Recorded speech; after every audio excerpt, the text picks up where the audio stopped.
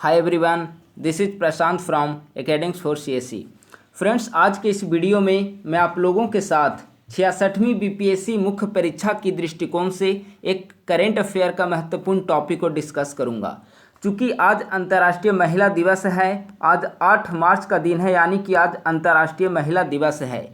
ऐसी स्थिति में हमें यह जानना आवश्यक है कि बिहार में महिलाओं की क्या स्थिति है। बिहार सरकार के द्वारा महिला सशक्तिकरण एवं महिला कल्याण की दिशा में कौन कौन से कार्य किए जा रहे हैं, सरकार के द्वारा कौन कौन सी योजनाओं का क्रियान्वयन किया जा रहा है। देखिए, जो बिहार में महिला सशक्तिकरण की दिशा में सरकार के द्वारा किए जा रहे कार्य हैं, वह आपको समान अध्ययन प्रश्न पत्र 1, समान अध्ययन प्रश्न पत्र 2 तथा विभिन्न वैकल्पिक विषयों में आपके लिए मददगार साबित हो सकती है। जब भी आप आंसर लिखेंगे और सरकार के द्वारा किए जा रहे कार्य को आप उसमें शामिल करेंगे, विभिन्न योजनाओं का आप वहां पर समावेश करेंगे, तो निस्संदेह आपके लिए यह बेनिफिशियरी साबित होगा। तो इसीलिए आज के दिन चूंकि अंतर्राष्ट्रीय महिला दिवस है, तो हमें यह जानना आवश्यक है कि आखिर बिहार सरकार के द्वारा महिला सशक्तिकरण की दिशा में कौन कौन से कार्य किए जा रहे हैं। बिहार के वर्तमान मुख्यमंत्री नीतीश कुमार के द्वारा महिला सशक्तिकरण को प्राथमिकता में रखा गया है।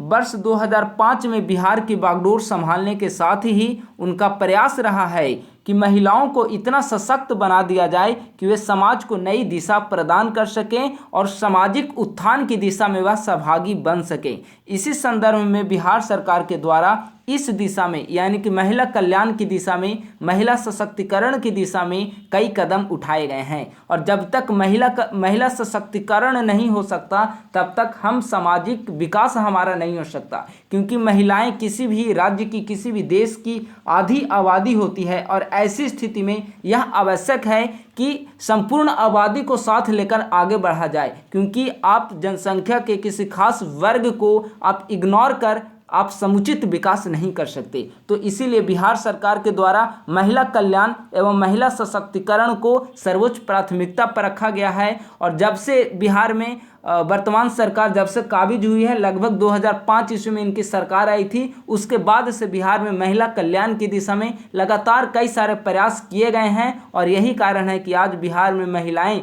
खुशहाल एवं सशक्त रूप से समृद्ध हुई हैं। अब देखते हैं, विभिन्न योजनाओं की चर्चा करते हैं। तो सबसे पहले देखते हैं कि बिहार सरकार की जो फेवरेट जो स्कीम है, वह 7 निश्चय योजना के माध्यम से क्रियान्वित हो रही है। इसके पहले का जो बिहार सरकार का टेन्योर था, उसमें बिहार सरकार के द्वारा 7 निश्चय पार्ट 1 लॉन्च किया गया था। और 7 निश्चय पार्ट 1 के तहत 7 निश्चय निर्धारित किए गए थे। उन्होंने विकसित बिहार के लिए 7 लक्ष्य निर्धारित किए गए थे, 7 टारगेट फिक्स किए थे। और जिसमें महिलाओं के लिए एक अलग से उनका एक योजना था, जिसका नाम था अवसर बढ़ें आगे बढ़ें। इसका मतलब था कि महिलाओं के लिए अवसर बढ़ाने की बात की गई और महिलाओं को आगे बढ़ाने की बात की गई थी। विकसित बिहार के निश्चय अवसर बढ़ें आगे बढ़ें के तहत राज्य के सभी जिलों में महिला औद्योगिक प्रशिक्षण संस्थान, जीएनएम संस्थान और सभी अनुमंडलों में एएनएम संस्थान स्थापित किए जा रहे हैं। इस योजना के तहत 1,21,700 बालिकाओं को प्रशिक्षण दिया जा चुका है। अब चूंकि उन्हें कौशल रूप से प्रशिक्षण दिया जा चुका है, तो यह जरूरी है कि चूंकि महिलाओं को जब तक आप प्रशिक्षित नहीं करेंगे, तब तक महिलाएं आत्मनिर्भर नहीं हो सकती, स्वरोजगार नहीं कर सकती है। जो भी तकनीकी क्षेत्र हैं, वहां पर वे कार्य नहीं कर पाएंगी। तो इसके लिए बिहार सरकार के द्वारा 7 निश्चय पार्ट 1 के माध्यम से उन्हें स्किल्ड डेवलपमेंट उनका किया गया। एएनएम संस्थान खोल दिए गए, जीएनएम संस्थान की स्थापना की गई और महिला औद्योगिक प्रशिक्षण संस्थान की भी स्थापना की गई, ताकि बिहार की बालिकाएं, बिहार की महिलाएं तकनीकी रूप से हुनरमंद बन सके। अब देखते हैं 7 निश्चय पार्ट 2।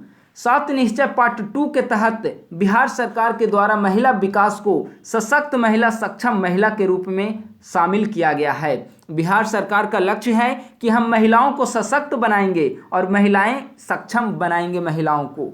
महिलाओं में उद्यमिता को बढ़ावा देने के लिए बिहार सरकार के द्वारा विशेष योजना पर कार्य किया जा रहा है। बिहार सरकार के द्वारा यह योजना लाई गई है कि अगर कोई महिला उद्यम स्थापित करती है, तो उद्यम स्थापित करने का जो भी परियोजना लागत है, कोई अगर परियोजना स्थापित करती है तो उसके लागत का 50% या अधिकतम 5 लाख तक का अनुदान उसे दिया जाएगा और 5 लाख तक का ब्याज मुक्त ऋण प्रदान किया जाएगा। यानी कि अगर इसे हम एग्जाम्पल के जरिए समझने की कोशिश करें तो बिहार की कोई महिला है, वह एक उद्यम स्थापित करना चाहती है। मान लेते हैं कि घरेलू कुटीर उद्योग स्थापित करना चाहती है, चरखा का उद्योग स्थापित करना चाहती है, सिलाई मशीन का बड़े स्तर पर उद्योग स्थापित करना चाह रही है, क्लस्टर सेंटर बनाना चाह रही है और वह 10 लाख रुपये का इन्वेस्ट करती है इसमें। अब चूंकि 10 लाख रुपए किसी महिला के पास अगर उपलब्ध नहीं है, बिहार जैसे मध्यम वर्गीय यहाँ पर समाज ज़्यादा है, गरीब महिलाएं ज़्यादा हैं, तो यह संभव है कि उनके पास आर्थिक पूंजी का अभाव हो।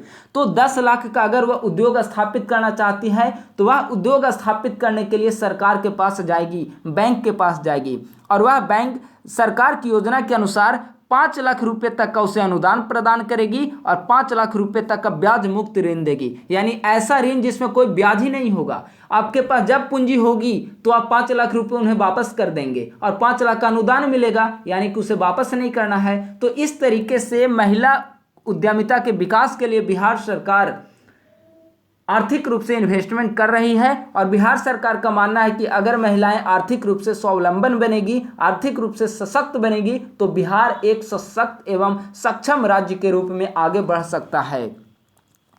इसके अलावा बिहार सरकार के द्वारा महिला उद्यमी मेले का आयोजन किया जा रहा है। महिला उद्यमी मेले बिहार सरकार के अनुषंगिक इकाई महिला विकास निगम के द्वारा की जाती है।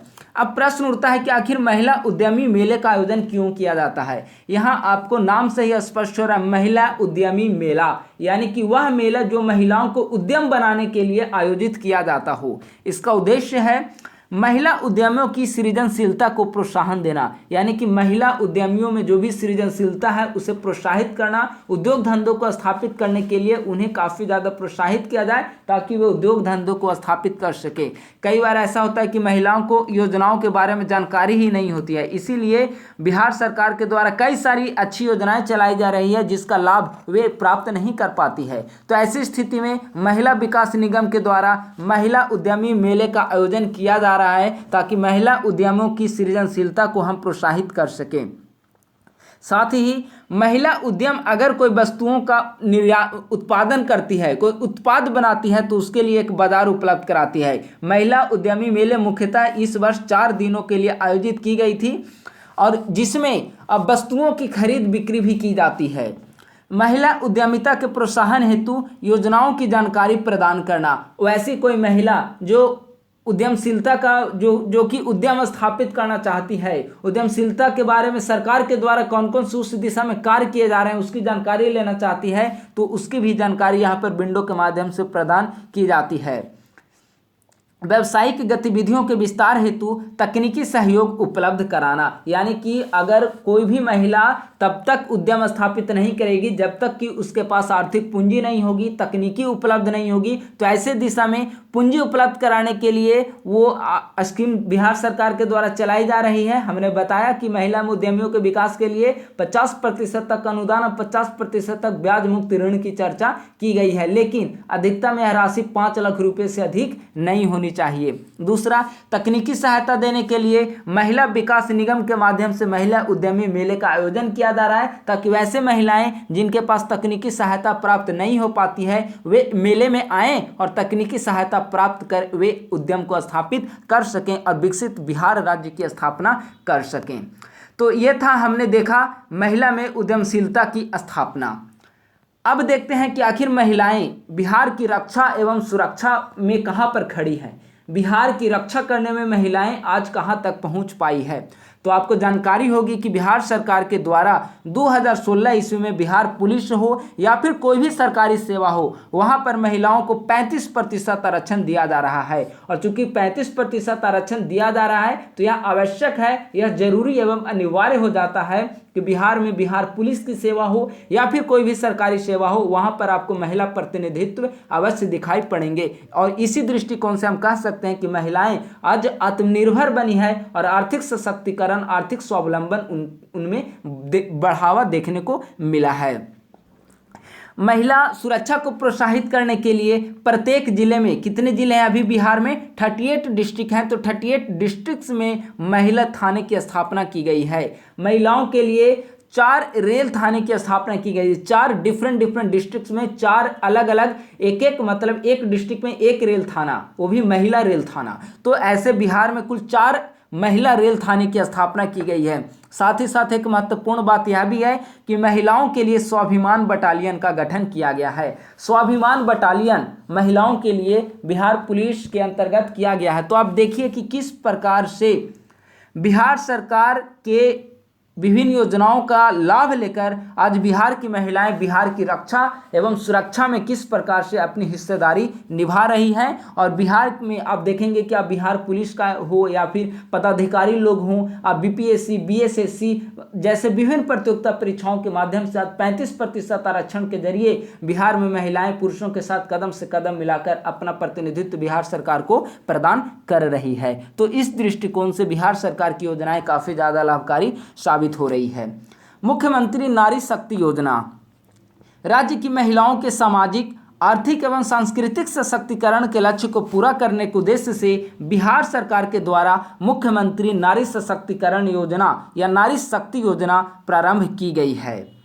निःशुल्क हेल्पलाइन की सुविधा, निःशुल्क हेल्पलाइन महिलाओं के लिए है 181 टोल फ्री पर कोई भी महिला निःशुल्क सहायता प्राप्त कर सकती है। अब प्रश्न है कि वहाँ पर किस प्रकार की निःशुल्क सेवा या परामर्श प्रदान की जाती है। तो अगर कोई महिला शारीरिक हिंसा का शिकार है, घरेलू हिंसा का शिकार है, किसी भी प्रकार की उत्पीड़न, दहेज उत्पीड़न, बाल विवाह का शिकार है, तो ऐसी स्थिति में वह 181 नंबर पर टोल फ्री जो कि नंबर है वह 181 नंबर पर कॉल कर निःशुल्क परामर्श ले सकती है। वहाँ पर काउंसलर बैठे होते हैं। आज तो यह स्थिति है बनी हुई बिहार में कि बिहार के प्रत्येक जिले में वन स्टॉप सेंटर खोल दिया गया है। वन स्टॉप सेंटर के साथ साथ वहां पर महिला हेल्पलाइन की भी व्यवस्था है। वहां पर आपको काउंसलर बैठे रहेंगे। संभवतः प्रत्येक जिला में 2 काउंसलर बैठे होते हैं वन स्टॉप सेंटर में। तो वहां पर आप अगर कोई महिला है वह घरेलू हिंसा का शिकार है, बाल विवाह, दहेज उत्पीड़न, किसी भी प्रकार के उत्पीड़न का शिकार हो सकती है, तो ऐसी स्थिति में वह अपने डिस्ट्रिक्ट के वन स्टॉप सेंटर पर कॉल करें जो कि 181 टोल फ्री नंबर है। वहां से विभिन्न प्रकार की वह जानकारियां एकत्रित कर सकती है, विभिन्न प्रकार के परामर्श ले सकती है और उन्हें कानूनी एवं विधिक सहायता भी प्रदान की जाती है। तो बिहार की महिलाओं के लिए 181 टोल फ्री नंबर जारी करके कहीं ना कहीं उन्हें एक सशक्त बनाने का कार्य सरकार के द्वारा किया जा रहा है, ताकि उनका मानना है कि अब महिलाएं किसी भी प्रकार की शोषण का शिकार नहीं हो सकती। अगर शोषण का शिकार होती है तो उस प्रवृत्ति को दूर करने के लिए बिहार सरकार इस कार्यक्रम के जरिए बिहार सरकार तत्पर है। अगला, मुख्यमंत्री बालिका पोशाक योजना। ये आपने देखा होगा कि मुख्यमंत्री कन्या उत्थान योजना का ही एक पार्ट है, जिसमें 6ठी से 8वीं क्लास तक की अगर कोई लड़की है तो उसके लिए 1000 रुपये प्रतिवर्ष पोशाक के लिए दिए जाएंगे और 9th to 10th स्टैंडर्ड तक के बालिकाओं को 1500 रुपये प्रतिवर्ष पोशाक के लिए दिए जाएंगे। इसका विस्तृत चर्चा हम मुख्यमंत्री कन्या उत्थान योजना के अंतर्गत करेंगे। तो डिस्कस करते हैं मुख्यमंत्री कन्या उत्थान योजना। देखिए, मुख्यमंत्री कन्या उत्थान योजना बिहार सरकार की कन्या उत्थान की दिशा में किए गए सभी कार्यों में सर्वाधिक महत्वपूर्ण जो कार्य है वह है मुख्यमंत्री कन्या उत्थान योजना। इस स्कीम का नाम से ही स्पष्ट है कि बिहार सरकार कन्या का उत्थान करना चाहती है और अगर बालिकाओं का विकास करना है तो उसका जन्म से ही उस पर आपको ध्यान देनी होगी। जन्म से लेकर बिहार सरकार स्नातक यानी कि ग्रेजुएट करने तक मुख्यमंत्री कन्या उत्थान योजना के जरिए बालिकाओं को आर्थिक सहायता प्रोत्साहन के रूप में प्रदान कर रही है, ताकि बिहार में साक्षरता दर बढ़े, वो भी महिला के क्षेत्र में। यानी कि बिहार सरकार महिला साक्षरता को बढ़ावा देने के लिए आर्थिक सशक्तिकरण उनमें बढ़े, आर्थिक रूप से वह स्वावलंबन बने। और अगर ऐसा नहीं है कि कोई गरीब फैमिली से है तो ग्रेजुएशन, इंटर आदि नहीं कर पाए, इसके लिए बिहार सरकार इसके माध्यम से आर्थिक सहायता प्रदान कर रही है। अगर कोई बालिका बिहार में जन्म लेती है, बिहार के नागरिक है, तो कन्या के जन्म लेने पर 2000 रुपये उसे प्रदान किए जाएंगे। 1 वर्ष पूरे होंगे तो 1000 रुपये प्रदान किए जाएंगे। तो इस तरीके से अब बढ़ते जाता है। 2 वर्ष पूरे होने पर 2000 रुपये टीकाकरण के पश्चात प्रदान किए जाएंगे। कक्षा 1 में एडमिशन लेती है तो कक्षा 1 और 2 में प्रति वर्ष 600 रुपये उसे पोशाक के लिए दिए जाएंगे। कक्षा तीसरी से 5वीं तक 700 रुपये दिए जाएंगे। फिर इस तरह बढ़ते जाता है। 9 से 12th के दौरान यह 1500 रुपये हो जाता है। लेकिन सबसे जो महत्वपूर्ण है वह इंटरमीडिएट और स्नातक को लेकर महत्वपूर्ण है, क्योंकि कक्षा 10th तक की पढ़ाई लगभग ग्रामीण क्षेत्रों में भी महिलाएं कर लेती हैं, लेकिन 10th के बाद ऐसा होता है कि उन्हें हायर एजुकेशन के लिए बाहर जाना पड़ता है। चूँकि अब तो ग्रामीण क्षेत्रों में भी यह सुविधा उपलब्ध हो पाई है, तो यह संभव है कि वे अपनी अर्थव्यवस्था, अपनी घरेलू आर्थिक स्थिति को देखते हुए वे आगे की पढ़ाई नहीं करें। इसके लिए बिहार सरकार, अगर कोई महिला इंटरमीडिएट करती है और वह अविवाहित है तो इसे लड़की कहना उचित होगा। अगर कोई बालिका इंटरमीडिएट करती है, अविवाहित है, तो उसे 25,000 रुपये उसके लिए दिए जाएंगे और स्नातक के लिए 50,000 रुपये की आर्थिक सहायता प्रदान की जाएगी। तो आप देखिए कि किस प्रकार से बिहार सरकार बिहार की लड़कियों को आर्थिक सहायता प्रदान कर रही है ताकि बिहार में महिला साक्षरता को बढ़ावा दिया जा सके।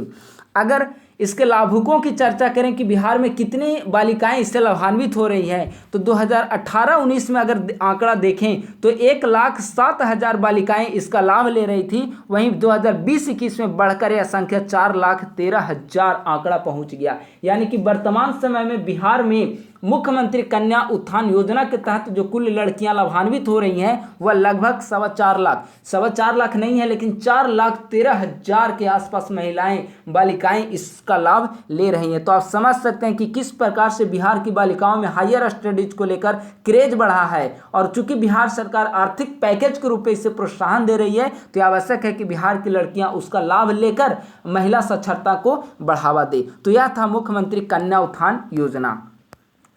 अब देखते हैं इसके अलावा भी कई सारे स्कीम बिहार सरकार के द्वारा लॉन्च किए गए हैं। स्कीम की अगर चर्चा करेंगे तो पंचायती राज और नगर निकायों में बिहार सरकार ने आरक्षण दिया है महिलाओं के लिए। कितना आरक्षण दिया है? 50% का आरक्षण दिया है। और वर्तमान में स्थिति यही है कि 50% आरक्षण का लाभ लेकर बिहार में महिला प्रतिनिधि पंचायत एवं नगर निकायों का प्रतिनिधित्व कर रही है। और अगर हम वर्तमान समय में आंकड़ा देखें तो 1,17,717 महिला प्रतिनिधि पंचायत, प्रखंड एवं जिला स्तर पर समग्र रूप से महिला प्रतिनिधि के रूप में कार्य कर रही है। और चूंकि महिला प्रतिनिधियां 1,17,717, तो ये सभी महिला प्रतिनिधि बिहार के जो ग्रामीण विकास है, जो कि अर्थव्यवस्था का रूट कहा जाता है, तो उस ग्रामीण विकास में अपनी भागीदारी निभा रही है। राजनीतिक सशक्तिकरण उनका हो रहा है पंचायती राज में आरक्षण के जरिए, आर्थिक सशक्तिकरण हो रहा है जब वे प्रतिनिधि के रूप में चुनी जा रही है। तो और कहीं ना कहीं हमारे देश की अर्थव्यवस्था जो है ग्रामीण क्षेत्रों में निहित होती है, तो उसके विकास की दिशा में कदम रख रही है। क्योंकि अगर महिलाएं प्रतिनिधि चुनी गई हैं, वे ग्राम सभा की बैठक में भाग ले रही है और बिहार की ग्रामीण अर्थव्यवस्था की रूपरेखा किस प्रकार से होगी इसके निर्धारण में अपना विमर्श दे रही है, अपना राय एवं महत्वपूर्ण भूमिका का निर्वहन कर रही है। जेंडर बजटिंग पर बिहार सरकार फोकस कर रही है। जेंडर बजटिंग का मतलब होता है महिलाओं के लिए बिहार सरकार बजट में आर्थिक पैकेज की घोषणा करती है। यानी कि महिलाओं के लिए इकोनॉमिक पैकेज जेंडर बजटिंग के माध्यम से सरकार आवंटित कर रही है। जीविका की शुरुआत की गई वर्ष 2006 में वर्ल्ड बैंक की सहायता से सेल्फ हेल्प ग्रुप के रूप में जीविका दीदी, इसे जीविका दीदी के रूप में जाना जाता है बिहार में। तो इस स्कीम की शुरुआत मुख्यमंत्री नीतीश कुमार के द्वारा 2006 ईस्वी में वर्ल्ड बैंक की सहायता से की गई थी। और आज आप देखेंगे कि इतनी इसका फैलाव हो गया है कि आज वर्तमान समय में बिहार में कोई भी स्कीम हो, आपने देखा होगा सौर प्लेट का आवंटन करना हो, या फिर कोरोना महामारी के दौर में जीविका दीदी की रोल को देखकर आप समझ सकते हैं कि किस प्रकार से सेल्फ हेल्प ग्रुप के रूप में जीविका का योगदान किस प्रकार से बिहार में महत्वपूर्ण भूमिका निभा रही है जीविका स्कीम जो है। ठीक है, तो इस प्रकार से बिहार सरकार के द्वारा विभिन्न स्कीम चलाए गए हैं जिसके जरिए बिहार में महिला सशक्तिकरण और महिला कल्याण की दिशा में आगे बढ़ा जा रहा है। अब देखते हैं कि बजट के माध्यम से शिक्षा और स्वास्थ्य क्षेत्र में क्या स्थिति बनी हुई है। हाल ही में राज्य में मानव विकास में खासकर इसके 2 महत्वपूर्ण आयाम मानव विकास की जहाँ पर चर्चा होगी वहाँ पर शिक्षा और स्वास्थ्य की जरूर चर्चा होगी। तो इसमें निरंतर वृद्धि देखी जा रही है। पिछले 6 वर्षों में राज्य में प्रति व्यक्ति विकास व्यय जहाँ 17.9% थी, वहीं राष्ट्रीय औसत 11.6% थी। अब देख सकते हैं कि किस प्रकार से आज बिहार राष्ट्रीय औसत को भी पीछे छोड़ते हुए विभिन्न क्षेत्रों में राष्ट्रीय औसत से आगे बढ़कर कार्य कर रही है। इस अवधि में शिक्षा और लोक स्वास्थ्य पर प्रशंसनीय ध्यान रहा है। राज्य में शिक्षा पर व्यय की वृद्धि दर 17.3% थी, जो संपूर्ण भारत के औसत 11.2% से 6.1% अधिक है। जहां देश में भारत सरकार शिक्षा और स्वास्थ्य पर 11.2% खर्च करती है, वहीं बिहार सरकार 17.3% खर्च कर रही है। क्योंकि बिहार सरकार की मानना है कि जब तक हम शिक्षा और स्वास्थ्य क्षेत्र में इन्वेस्टमेंट नहीं करेंगे तब तक बिहार का ह्यूमन डेवलपमेंट नहीं हो सकता है। शिक्षा पर व्यय अगर देखें तो 14-15 में 16,531 करोड़ था, तो वहीं 19-20 में 38,484 करोड़ रुपया हो गया है। वहीं स्वास्थ्य क्षेत्र में 19-20 में 10,315 करोड़ रुपये खर्च किए गए हैं। आप देखिए यहाँ पर शिक्षा पर व्यय किस प्रकार से किए जा रहे हैं। 2014-15 में 16,531 करोड़ रुपये खर्च किए गए थे, वहीं इस समय आप देखिए कि यह कितना पहुंच गया। 19-20 में 38,484 करोड़ शिक्षा पर व्यय हो चुका है। तो आप देख सकते हैं कि किस प्रकार से सरकार शिक्षा के क्षेत्र में, चूंकि शिक्षा का क्षेत्र में अगर बजट बढ़ाया जा रहा है तो यह जरूरी है कि एक बजट का एक बहुत बड़ा भाग, हमने बताया ना कि जेंडर बजटिंग के माध्यम से सरकार फोकस कर रही है। तो शिक्षा पर जो खर्च किया जा रहा है उसका एक बहुत बड़ा भाग महिला शिक्षा पर भी खर्च किया जाता है। अब आते हैं हेल्थ सेक्टर की चर्चा करते हैं। स्वास्थ्य पर व्यय की वार्षिक वृद्धि दर 21.4% रही है, जो कि देश की जो वृद्धि दर है स्वास्थ्य के क्षेत्र में उस पर 6.5% उससे भी अधिक है। 2014-15 में जहां भी इतना खर्च किया जा रहा था, वहीं 19-20 में 10,315 करोड़ रुपए इस पर खर्च किए गए। और खर्च करने का, चूंकि स्वास्थ्य के क्षेत्र में किया जा रहा है खर्च, तो उसका महिला स्वास्थ्य पर भी काफ़ी ज़्यादा इसका लाभ देखने को मिल रहा है। अगर हम आंकड़ों की चर्चा करें तो बिहार राज्य में जहां 2005-06 ईस्वी में शिशु मृत्यु दर प्रति 1061 थी, शिशु मृत्यु दर 1000 पर काउंट किया जाता है, तो शिशु मृत्यु दर 5-6 में प्रति 1061 थी, वह अभी वर्तमान समय में घटकर 32 हो गई है। ठीक है, इसका कारण है कि राज्य में नियमित रूप से टीकाकरण किया जा रहा है। वहीं अगर मातृ मृत्यु दर की बात करें तो मातृ मृत्यु दर 312 से घटकर वर्तमान समय में 149 है। यह क्या दर्शा रहा है? यह इस बात को दर्शा रहा है कि महिला के क्षेत्र स्वास्थ्य के लिए भी बिहार सरकार के द्वारा कई सारे स्कीम लॉन्च किए गए हैं, जो पहले प्रति लाख प्रसव होने पर महिलाएं की मृत्यु 312 होती थी, वह अब घटकर 149 हो गया। निरंतर इस दिशा में कमी देखने को मिल रही है। बिहार सरकार इस दिशा में बढ़ चढ़कर कार्य कर रही है। वहीं अगर प्रजनन दर की चर्चा करें तो वर्तमान समय में अब प्रजनन दर जो है 3.2 घटकर, पहले जहां पर 4.3 प्रजनन दर थी वह अब घटकर 3.2 हो गई है प्रजनन दर। तो यह दर्शाता है कि बिहार सरकार शिक्षा एवं स्वास्थ्य के क्षेत्र में बजट के माध्यम से खूब खर्च कर रही है। और यही कारण है कि चूंकि बिहार सरकार मानती है कि अगर हम शिक्षा और स्वास्थ्य के क्षेत्र में खर्च करेंगे तो ह्यूमन डेवलपमेंट हो सकता है, और जब तक ह्यूमन डेवलपमेंट नहीं होगा तब तक विकसित बिहार की नींव नहीं रखी जा सकती। और विकसित बिहार के लिए आवश्यक हो कि महिला कल्याण पर फोकस किया जाए, महिला सशक्तिकरण पर फोकस किया जाए, और महिला सशक्तिकरण एवं कल्याण की दिशा में बिहार सरकार के द्वारा किए गए कार्यों का ही परिणाम है कि आज बिहार के विभिन्न क्षेत्रों में महिलाएं कदम ताल करते हुए विकास की दिशा में कार्य कर रही है। जहां पहले महिला मातृ मृत्यु दर 312 थी, वह आज घटकर 149 हो गई है। महिलाओं के शिक्षा क्षेत्र में वृद्धि हुई है, महिलाओं के स्वास्थ्य के क्षेत्र में निरंतर वृद्धि देखने को मिली है, और निस्संदेह इनका आर्थिक क्षेत्र में स्वावलंबन बढ़ा है और आर्थिक क्षेत्र में इनकी हिस्सेदारी भी देखने को मिली है। तो इस प्रकार से आज के सेशन में हमने बिहार सरकार के द्वारा अंतर्राष्ट्रीय महिला दिवस के अवसर, चूंकि आज का दिन अंतर्राष्ट्रीय महिला दिवस का दिन है, तो इसीलिए बिहार सरकार के द्वारा इस दिशा में क्या क्या कार्य किए जा रहे हैं, तो महिला सशक्तिकरण की दिशा में बिहार सरकार के द्वारा किए जा रहे विभिन्न कार्यों को हमने संक्षेप में एवं विश्लेषणात्मक रूप से समझने की कोशिश की है। इन सभी कार्यों का ही परिणाम है कि वर्तमान समय में बिहार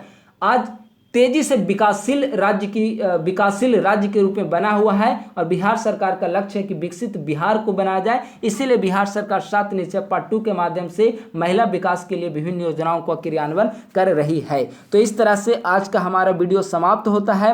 आज का जो लेक्चर है आपको सामान्य अध्ययन प्रश्न पत्र 1, सामान्य अध्ययन प्रश्न पत्र 2 एवं विभिन्न वैकल्पिक विषयों के लिए विभिन्न प्रश्नों के उत्तर लेखन के दौरान आपको काम आएगी। बिहार सरकार के द्वारा इस दिशा में जो भी कार्य किए जा रहे हैं उन सभी स्कीम का आप याद रखिए, कुछ आंकड़ों को याद रखिए ताकि उत्तर लेखन में उत्कृष्टता एवं स्पष्टता देखी जा सके। बहुत बहुत धन्यवाद। Thank you.